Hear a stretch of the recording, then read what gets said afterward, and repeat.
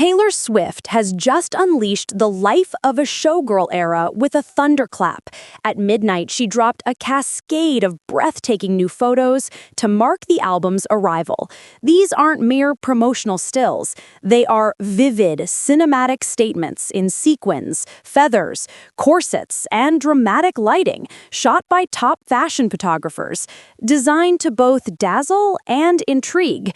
The imagery doesn't simply advertise, it beckons. It whispers, "Come look behind the curtain."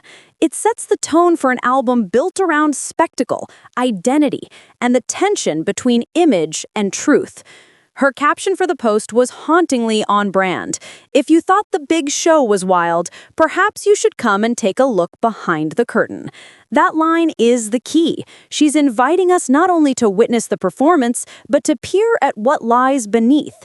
The doubts, the strain, the human behind the glitter. The release date, October 3rd, 2025, became a cultural event. The album dropped just 10 months after her record-shattering Eras Tour ended, a surprisingly fast turnaround. Swift didn't take a break. She went straight from stadiums to studios, balancing the performance machine with creative urgency.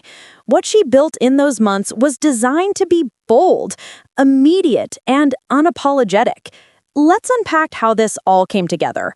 First, the context. Taylor's previous album, The Tortured Poets Department 2024, leaned into darkness, heartbreak, introspection. It was raw, emotional, layered. With Showgirl, she pivots. Not a retreat from complexity, but a shift in color palette. The new record is more outwardly shimmering, winking, playful, yet still carrying the weight of her years in the spotlight. She announced the life of a showgirl in August 2025 on Travis Kelce's podcast, New Heights.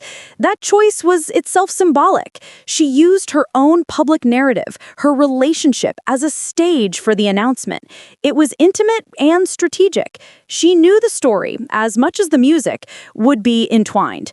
She told fans she knew Kelce would love the album, calling him a real vibes guy. She described this era as joyful, dramatic, and expressive, a contrast with the emotional gravitas of her last release.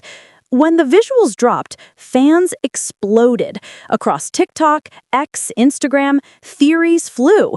The feathers meant rebirth. The corsets echoed constraint. The lighting teased dual versions of Swift, the performer and the person behind the persona. Some said the photos were her most glamorous yet.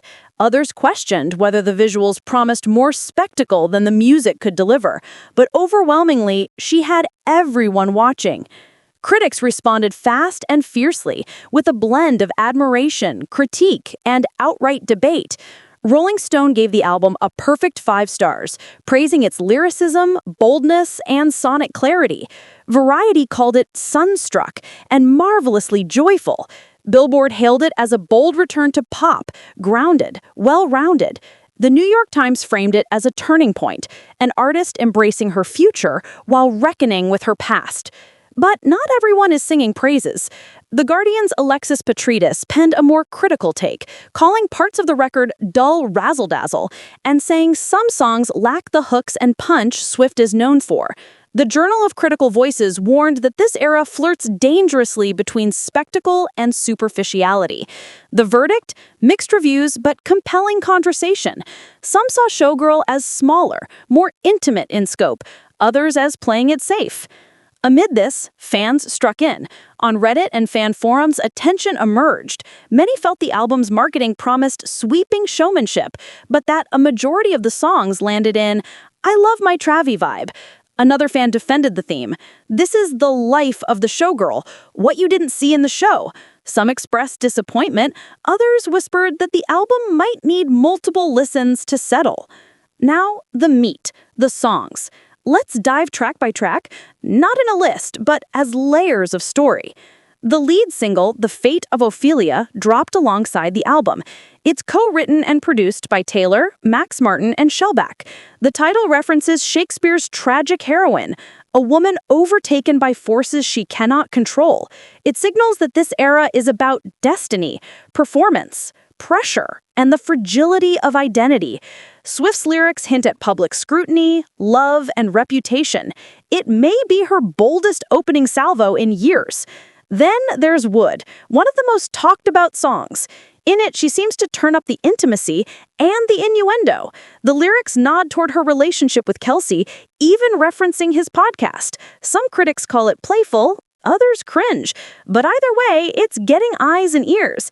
It's one of those tracks fans will dissect for months. The double entendres, the confessional tone, the pull between secrecy and revelation. Actually Romantic is a pivot. Friends and critics suspect it's a jab at Charli XCX. The tension stems from Charli's 2024 song, Sympathy is a Knife, which many believed referenced Swift. In response, Actually Romantic drops lines about a songwriter who once mocked her heartbreak, turning criticism into attention. It's sarcastic, witty, pointed, but ambiguous enough to leave room for doubt. Some call it petty, others call it genius. Elsewhere in the album, Opalite stands as a beautiful, soft rock ballad, dreamy, wistful, reflective. She sings about letting go of habits, looking forward. Ruin the Friendship taps nostalgia and regret. In a small-town memory, she's revisiting a missed romantic possibility, asking what might have been. Eldest Daughter explores connection to family, expectations, and unspoken pressures.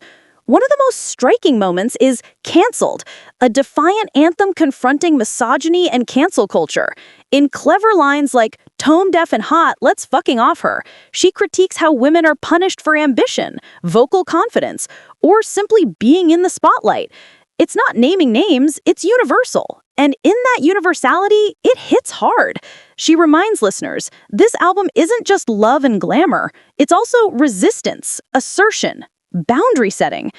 The closing title track, The Life of a Showgirl, features Sabrina Carpenter.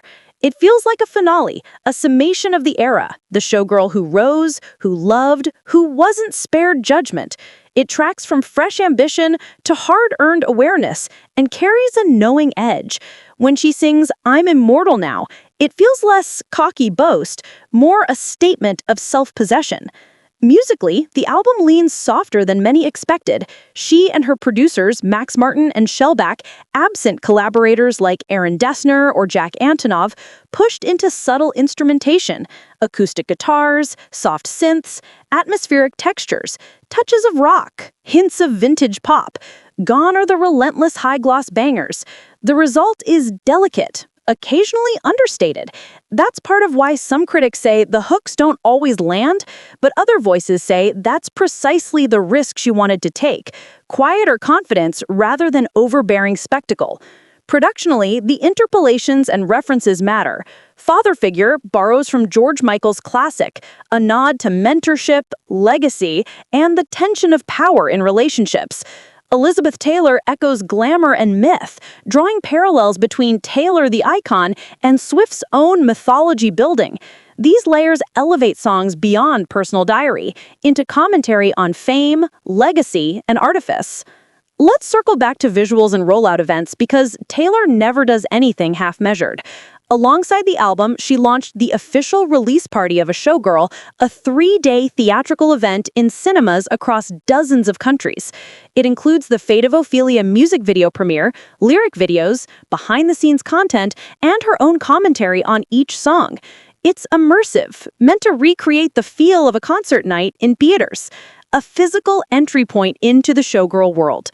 Her fashion narrative is in sync. On The Graham Norton Show, she appeared in a crystal-embellished black velvet David Coma gown. Gorgeous, elevated, luxe. In other appearances, she's experimented with corset crop tops, miniskirts, edgy styling that nods to burlesque and punk. Every outfit, every visual, from promo videos to social media, is a piece of the puzzle. And of course, there's the drama. Ahead of release, physical copies reportedly leaked. Taylor, in her subtle but savvy way, liked to post criticizing leaks, a small but pointed signal she notices and that she cares. The leaks didn't derail the launch, they ignited chatter. Fans across the world hosted global listening events. Pre-saves on Spotify smashed records, reaching beyond 5 million, making it one of the most pre-saved albums ever. Even before its release, Showgirl was trending as a cultural moment. On the day, another artist chose to drop music too, Victoria Justice. Some fans saw it as bold, going head-to-head with Taylor's monolithic platform. Others deemed it unwise, like stepping into a hurricane. The online discourse was electric, with fans debating, did Justice pick that day strategically or recklessly? But in the storm of Swift's release, Justice's drop became a footnote. Internationally, the album has had varied reception. In the UK, critics are dissecting lyric by lyric, questioning whether this phase delivers what her previous ones promised. Some outlets praise the lift, the joy, the swagger. Others criticize the melodic softness, the smaller scale. But everywhere, conversation. Everywhere, Taylor in the middle. In the US, trade publications are expecting huge first-week sales, chart dominance, and streaming numbers that will reshape standard expectations. The hype is